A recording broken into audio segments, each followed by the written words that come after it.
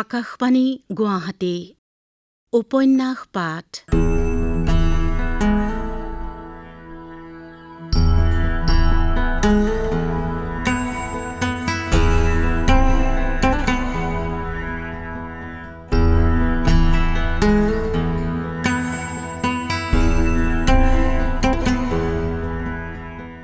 এই অনুষ্ঠানটিত প্ৰচাৰ হৈ আছে অৰূপা পতংগীয়া কলিতাৰ উপন্যাস অয়নান্তৰ ধাৰাবাহিক পাঠ। পাঠ কৰিছে নয়ন প্ৰসাদে, প্ৰযোজনা ঋতুপৰ্ণ দাসৰ।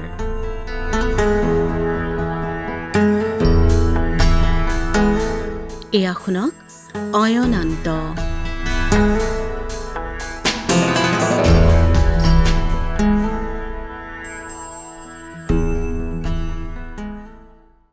তাই আঙুলি ফুটাই ফুটাই ঠিক কৰিলে তাই কাইলৈকে জেউতীহঁতৰ ঘৰলৈ যাব। লুকাই চুৰকৈ নাযায়, দেখা দেখিকৈ যাব। কিমাননো দূৰ? নাৰ্ছ বাইদেউৰ ঘৰ বোলে পাবগৈয়ে নালাগে। যাব, তাই মাকৰ আগেদিয়ে যাব। বহুত সময় থাকিব। কি কৰিব? কোনে কি কৰিব? মাকে মোমায়েকক ক'ব? কওক, কি কৰিব? তাই যাবই যাব।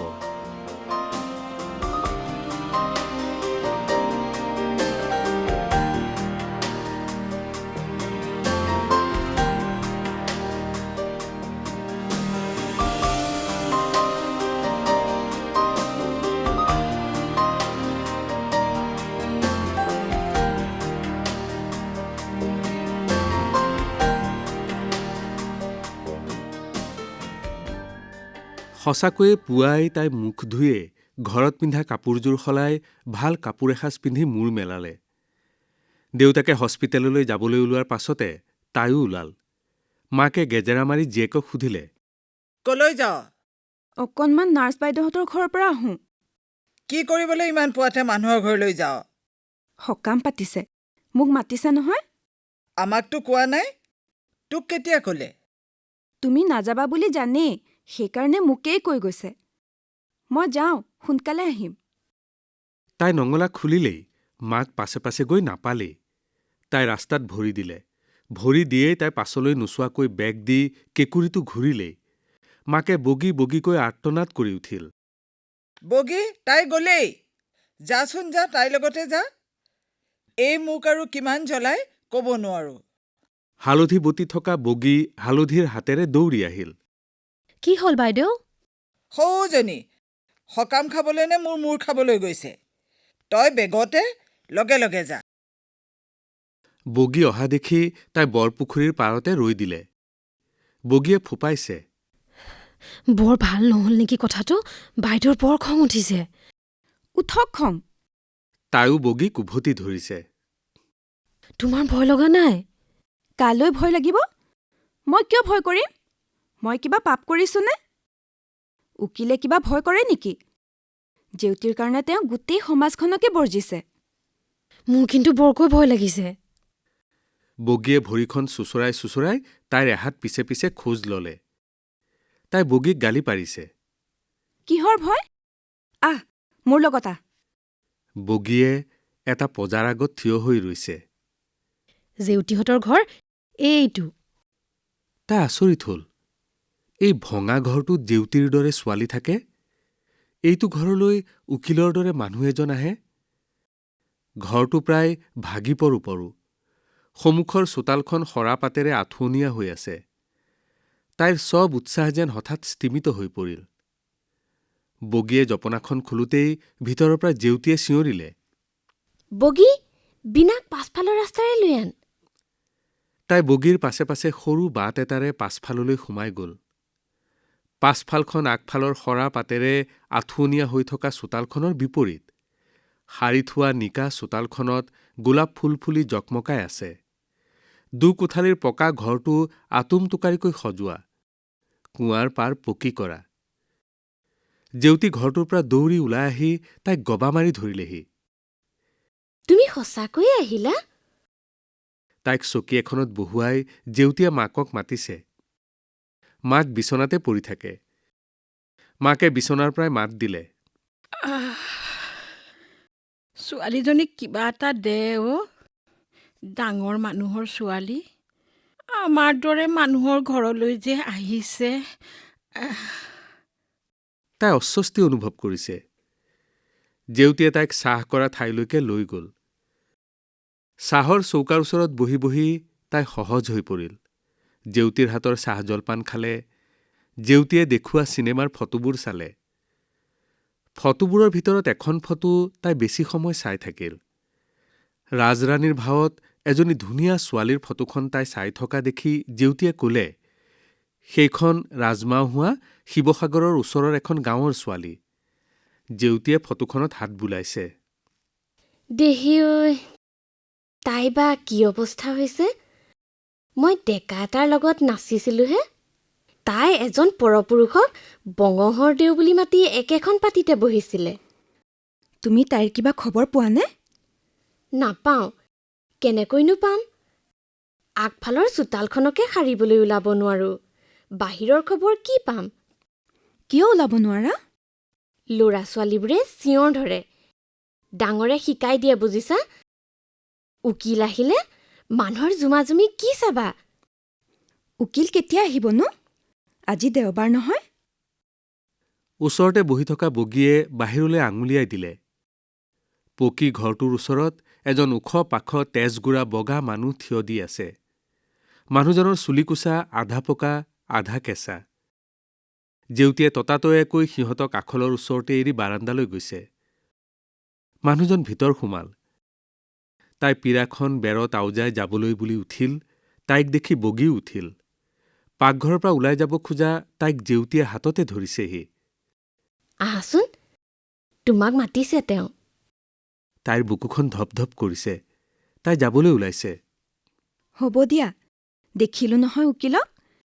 মোক ঘৰত আজি মায়ে কি কৰে ঠিক নাই। আহিলা যেতিয়া তেওঁক মাতষাৰ দি যোৱা। জেউতীয়ে তাইক ভিতৰলৈ নিবলৈ টনাটনি কৰিছে। তাই কোনোপধ্যে যাব খোজা নাই। মোকনো কোনে চাব খুজিছিলে? ওচৰতে গলগলীয়া মাত এটা শুনি তাই মূৰ তুলি চালে। বগা ওখ মানুহজন আহি পাকঘৰৰ ওচৰৰ ৰঙা গোলাপজোপাৰ ওচৰত থিয় দি আছেহি। আইটি, ভিতৰলৈ আহা। মানুহজনৰ মাতষাৰ কিমান কোমল। মতা মানুহে ইমান কোমলকৈ কথা ক'ব পাৰেনে? মন্ত্ৰমুগ্ধৰ দৰে তাই জেউতীৰ পাছে পাছে গৈ বাৰাণ্ডাত ভৰি দিলেগৈ। চল চাই বগী কেনিবা নোহোৱা হ'ল। তাই জেউতীয়ে আগবঢ়াই দিয়া মূঢ়াটোত বহিল। তাই মূৰ তুলিব পৰা নাই। তোমাৰ দেউতাৰ লগত মোৰ চা চিনাকি আছে। বৰ ভাল মানুহ তেখেত। উকিলৰ মুখত দেউতাকৰ গুণগান শুনি তাইৰ মনটো ভাল লাগি গ'ল। উত্তৰ দিব খুজি তাই খেপ ঢুকিলে। ডিঙিটো শুকাই গৈছে। এইবাৰ তেওঁ হাঁহিছে অলপ শব্দ কৰি। তুমি বোলে মোক বহুদিনৰ পৰা চাবলৈ মন মেলি আছিলা, হয়নে? মানুহজনৰ হাঁহিয়ে ক্ৰমে ক্ৰমে তাইৰ ভয় আৰু লাজ কমাই আনিলে। কিয় চাব খুজিছিলা মোক? মানুহে কয় আপুনি বোলে। তাই ক'ব খোজা কথাষাৰ সম্পূৰ্ণ কৰিব পৰা নাই। জেউতীক মানুহে কোৱাৰ দৰে বেয়া ছোৱালী বুলি তুমি ভাবা নেকি? নাভাবো, জেউতী বৰ ভাল ছোৱালী। জেউতীকচোন সমাজে এঘৰীয়া কৰি থৈছে। তুমি কেনেকৈ আহিলা? ঘৰত মাৰা দেউতাই জানেনে? নাজানে। মই নাৰ্ছ বাইদেউৰ ঘৰলৈ যাম বুলিহে আহিছোঁ। তোমাৰ ভয় লগা নাই? আপোনাৰ সমাজলৈ ভয় নাইনে? তাই ঘপহকৈ সুধি দিলে। মই ভয় কৰিলে বেমাৰী মাকজনীৰ সৈতে জেউতী এই ভগা ঘৰটোতে মৰিলেহেঁতেন। বহু সময়ত মোৰ বাবে মানুহ সমাজতকৈ ডাঙৰ। ভাৰ্গৱৰ দেউতাকেও এনেকৈ কৈছিল। কোন ভাৰ্গৱৰ দেউতাক? বগা চাহাবে ফাঁচি দিয়া বৰুৱা ককা আকৌ। তুমি তেওঁক ক'ত লগ পাইছিলা? ককাহঁতৰ ঘৰত দুদিনমান আছিল নহয়।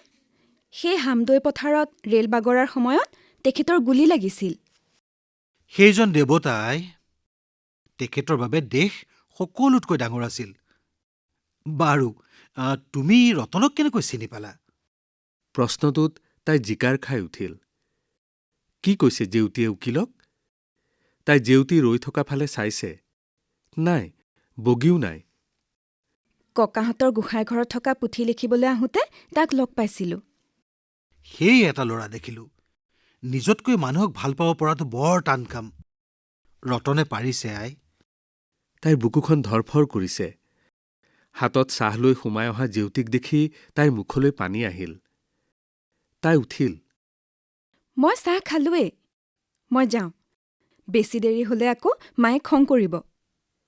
তাই ওলাই আহিল। তাইৰ লগে লগে জেউতী আহিছে। পাকঘৰৰ পিৰালিত জুপুকা মাৰি থকা বগী সিহঁত দুজনীক দেখি থিয় হ'ল। জপনাখন পাৰ হ'ব খুজি তাই ঘূৰি চালে। উকিলক গোলাপজোপাই ঢাকি ৰাখিছে। তাই জেউতীৰ হাতত ধৰিলে। জেউতী, উকিল বৰ ভাল মানুহ। মই ভবাতকৈও বহুত বেছি ভাল। জেউতীয়ে হাঁহিলে। তাইৰ গাল দুখন ৰঙা পৰি আছে। ব'লা ৰূপাইকাৰ বাৰীয়েদিয়ে পোনাই যাওঁ। আজি বাইদেৱে কি কৰে ঠিক নাই। বগীৰ মাতটো কঁপিছে। কৰক কি কৰে। মোকতো মায়ে ফেটিসা বুলি কৈছে। মই কি বেয়া কাম কৰিলো? তই কচোন বগী।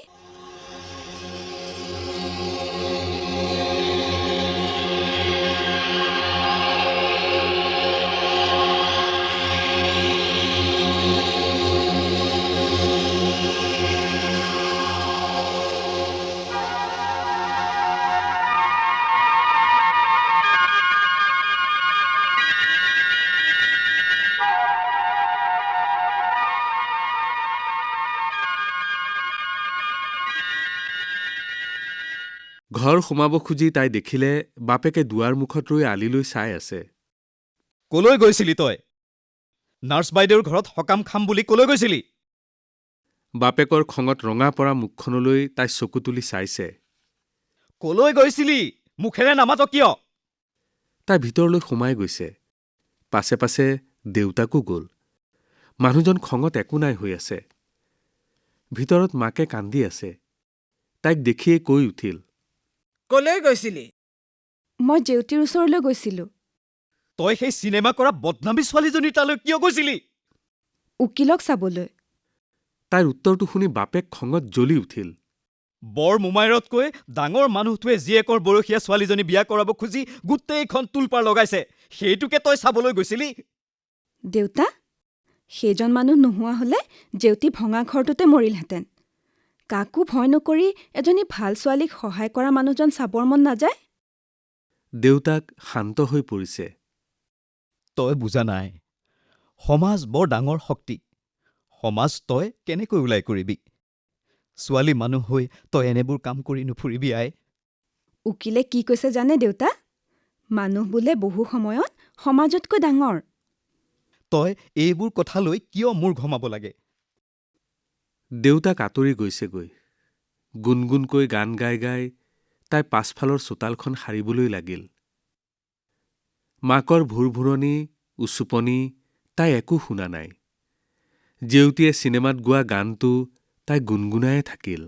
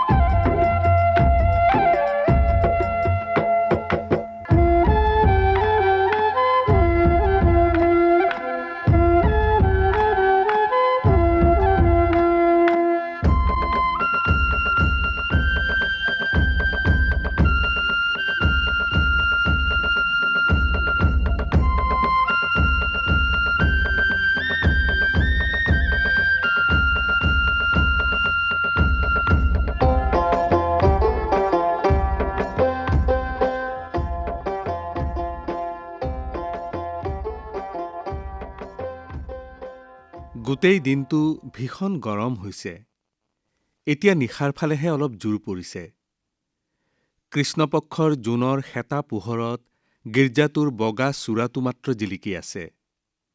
বাকী অংশ আন্ধাৰত বুৰ গৈ আছে। আন্ধাৰত গীৰ্জাৰ চৌহদজুৰি জকমকাই ফুলি থকা ফুলবোৰ নমনি। আনকি গোলাপকেইজোপাৰ ওচৰৰ চিৰিটোত সুদা গাৰে বহি থকা ৰতনকো আন্ধাৰে আগুৰি থৈছে। ৰতনে সুদা গাৰে হেৰান দি চিৰিটোত বহি আছে। সি সোঁহাতৰ আঙুলিবোৰ ফুটাই দিলে। বহুত সময় লেখাৰ পাছত আঙুলিবোৰ টনটননি ধৰিছে। সি গীৰ্জাৰ পূবফালৰ কণীৰ আকৃতিৰ ৰঙা আইনাৰ খিৰিকীখনলৈ চালে দীঘল দীঘল পোহৰৰ ৰেখা দুটামান আহি বগা চামেলিজোপাৰ ওপৰত পৰিছেহি। তাৰমানে ফাদাৰ জনছনে এতিয়াও লেখি আছে। তাৰ চকুৰ আগত ফাদাৰৰ সোতৰা-সোতৰ বগা মুখখন ভাঁহি উঠিল। এই বয়সতো কেনেকৈ খাটে ফাদাৰে? তাৰ কেতিয়াবা ফাদাৰক এজোপা বাটৰ কিনাৰৰ আহঁত গছ যেন লাগে। ৰ'দ, বৰষুণ, বতাহ একোৱে তলাব পৰা নাই। ধুমুহাত ডাল ভাগি পৰিলেও সময়ত নতুন ডাল ওলাইছে। বহাগ অহাৰ লগে লগে নতুন পাতেৰে ভৰি পৰিছে। আকৌ শীতত পাত সৰিছে। গছজোপাই একেদৰে বাটৰুৱাক ছাঁ দি আহিছে। ঠিকেই, ফাদাৰৰ মমতাৰ ছাঁ নোপোৱা হলে সি ইমান দিন পৃথিৱীত নেথাকিলেহেঁতেন।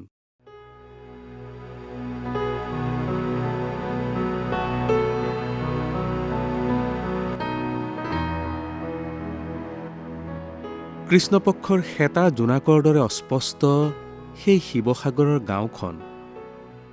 তাৰ কাণত বাজি উঠিল সেই নিশাৰ পাগলী দিখৌৰ শব্দ, মাটি খহাৰ, ঘৰ ভগাৰ ভয়ংকৰ শব্দ। তাৰ পাছত গাঁওজুৰি কেৱল কান্দোন। হাবিয়ে বনে অ'ত ত'ত আশ্ৰয় লৈ থকা পানীয়ে খেদা মানুহবোৰক হাই যাই লম্ভিলে। কিমান চিতাজুই জ্বলিছিল সেই সময়ত। মাক, দেউতাক, ভায়েক, ভনীয়েক চববোৰ সেই জুইবোৰত জাহকুল। চব কথা বুজিবলৈ সি বা কিমান ডাঙৰ আছিল। গাত ফটা গামোচা এখন বান্ধি জ্বৰত লালকাল দি পৰি থকা তাক ফাদাৰ জনছনে কান্ধত তুলি লৈছিল। সেই ঠাইখিনি তাৰ মনত আছে। এজোপা তিলিকি আমৰ গছ আছিল। আৰু এটা উই হাফলু আছিল, ওখ উই হাফলু। সি উই হাফলুটোৰ তলতে পৰি থাকোঁতে হটঙা চাহাবজনে তাক সাবটি ধৰিছিলহি। সেই দিন ধৰি সেই মানুহজনৰ পৰা কিমান মৰম পাইছে সি। এটা হুমুনিয়াহ সৰি পৰিল। সি লাহে লাহে চিৰিটো বগাই ভিতৰলৈ জুমি চালে। এদম কিতাপত মূৰ গুজি ফাদাৰে কাম কৰি আছে। হঠাৎ জোৰকৈ সি দুটা হাঁচি মাৰিলে। ফাদাৰ চক খাই উঠিল নেকি? নাই, ফাদাৰে একেদৰে কাম কৰি আছে। সি জানে ফাদাৰক হাঁচি নালাগে, কোনো ধৰণৰ শব্দই কামৰ পৰা মনটো আঁতৰাব নোৱাৰে। এই মুহূৰ্তত ফাদাৰৰ মনত কেৱল কামৰ কথা, কেৱল সন্মুখত থকা কিতাপখিনি আৰু পেইনটোৰ কথা। ফাদাৰক এতিয়া ইংলেণ্ডৰ গাঁওখন, নগা পাহাৰত মেলেৰিয়াত মৰা অপেচৰীহেন সেই মানুহজনী, মিজু পাহাৰত হস্পিটেলত কাম কৰি থকা সেই ফুলকুমলীয়া জীয়েকজনী কোনেও দিগদাৰি কৰিব পৰা নাই। এতিয়া ফাদাৰৰ মনটো বুঢ়া আহঁতৰ গুৰিৰ দৰে টান। কাঠখোলা চৰাইও ঠোঁট বহুৱাব নোৱাৰে।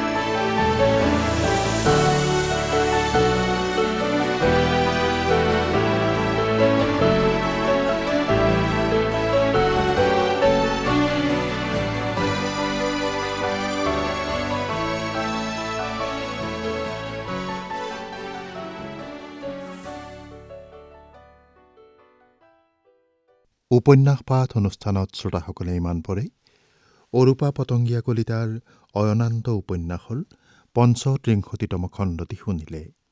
পাঠ কৰিলে নয়ন প্ৰসাদে। বিভিন্ন চৰিত্ৰত আছিল মাক নীতি শৰ্মা, দেউতাক গোলাপ শইকীয়া, বগী বহ্নিশিখা বৰা, উকিল মৃণাল বৰুৱা, জেউতী প্ৰতিশা হাজৰিকা, জেউতীৰ মাক অঞ্জুমা দাস মাহাতি আৰু বীণাৰ চৰিত্ৰত আছিল মেলডী পাটগিৰি। প্ৰযোজনা ঋতুপৰ্ণ দাসৰ। অয়নান্ত উপন্যাসখনিৰ পৰৱৰ্তী খণ্ড শুনিবলৈ পাব অহা সপ্তাহৰ এই একে সময়তে।